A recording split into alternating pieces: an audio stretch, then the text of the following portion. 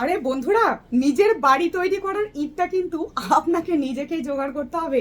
আপনার জন্য ইট কিন্তু কেউ জোগাড় করতে আসবে না। হ্যাঁ বন্ধুরা, নমস্কার, আমি সীমা চ্যাটার্জি, ওয়েস্ট বেঙ্গল ইন্ডিয়া থেকে আবারও একটা বড় ভিডিও নিয়ে আপনাদের সামনে হাজির। আর আপনারা তো জানেনই, সীমা চ্যাটার্জির বড় ভিডিও মানে নতুনদের জন্য।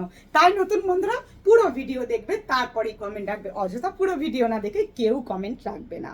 আপনারা জানেন না হয়তো বা আপনার ড্যাশবোর্ড রেড হওয়ার পিছনের মূল কারণ হচ্ছে এইটা, যে আপনারা অন্যের ভিডিও পুরোটা না দেখে স্ক্রোল ডাউন করে তুলে দেন।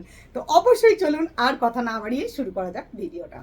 তো বন্ধুরা, আমাদের বাড়ি তৈরি করার জন্য ইটগুলো কিন্তু যেমন আমাদেরকেই জোগাড় করতে হয়, সেই রকমই আমাদের ফেসবুক প্রোফাইলটা দাঁড় করাতে আমাদেরই মেহনত করতে হবে। আমাদের জন্য কিন্তু অন্য কেউ মেহনত করতে আসবে না, এটাই মাথায় রাখবেন। তাই আপনার আইডির পেছনে আপনাকে খাটতে হবে, আপনার আইডির পেছনে অন্য কেউ খাটবে না। অবশ্যই কিন্তু খাটনি মানেই হচ্ছে যে আমরা কোনো প্রতিষ্ঠানে যেরকম চাকরি করি, সেখানে যেমন একটা শ্রম দিচ্ছি, সেই রকমই কিন্তু আমরা ফেসবুক প্ল্যাটফর্মে কাজ করছি, এখানেও আমরা একটা শ্রম দেব।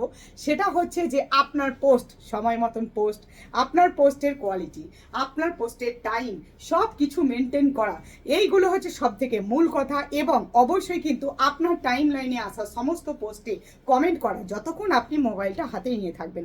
এবার এমন তো নয় যে আপনি মোবাইলই হাতে নিয়ে কিন্তু সবাইকে কমেন্ট করবেন, সেটা তো সম্ভব নয়। আপনি যখন টাইম লাইন খুলবেন, সেই টাইম লাইনে আসা প্রত্যেকের কমেন্টসের উত্তরগুলো করবেন। তাছাড়াও দেখবেন যে অনেক সময় সাজেস্টেড ফর ইউর ভিডিওগুলো কিন্তু আমাদের চোখের সামনে চলে আসে, সেগুলো কিন্তু সিস্টেম আমাদের কাছে পাঠাচ্ছেন। তাই আপনার কমেন্ট করা ওখানে অত্যন্ত জরুরি দরকার, কারণ সিস্টেম বলছে যে আপনি ওই পোস্টে একটা কমেন্ট করুন, তাহলে কিন্তু আপনি আরও 5খানা আইডির চোখের নজরে আসতে পারবেন। কিন্তু আমরা অনেকেই করি সেটাকে স্ক্রোল ডাউন করে তুলে দিই।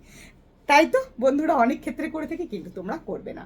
তারপরে কি করব আমরা? অবশ্যই কিন্তু সময় মতন পোস্ট করব, পোস্টে সবার সঙ্গে এনগেজ তৈরি করব। আমার পোস্টে যারা কমেন্ট করছে তাদের রিপ্লাইগুলোকে পাস করব, মানে আমি নিজের বাড়ি নিজে তৈরি করব, তাই না?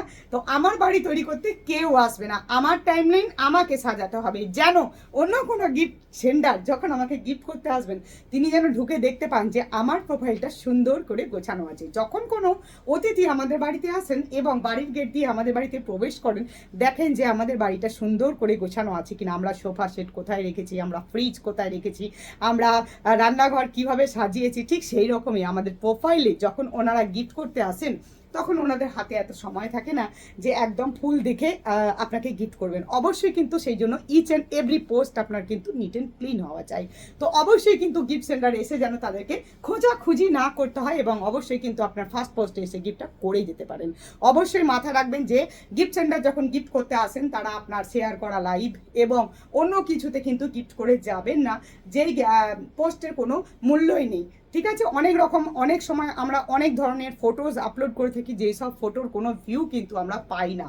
সেই সব পোস্টে কিন্তু গিফট সেন্ডাররা মাথায় রাখবেন, গিফট করতে গেলে তখন তাদের মনে হবে যে এই ফটোটাতে তো রিচই নেই, কিভাবে গিফট করব। তাই আপনাকে অবশ্যই চিন্তা করতে হবে যে আপনার পোস্টে কি করে রিচ এবং এনগেজমেন্ট থাকে, যেখানে এসে গিফট সেন্টার আমাদেরকে গিফট করে যেতে পারেন।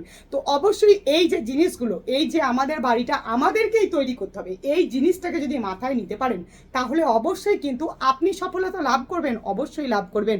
এই ফেসবুক থেকে সফলতা লাভ করতে আপনাকে কেউ আটকাতে পারবে না।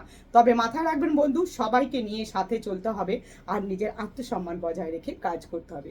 তো বন্ধুরা, আশা করি বুঝতে পেরেছেন। তারপরেও যদি কোনো কিছু দরকার হয়, কমেন্ট বক্স অবশ্যই আছে, সেখানে আপনাদের মতামত জানিয়ে যাবেন এবং পরের ভিডিওর জন্য ওয়েট করুন। আবারও আসছি আমি সীমা চ্যাটার্জি আপনাদের মাঝখানে বড় ভিডিও নিয়ে। ধন্যবাদ।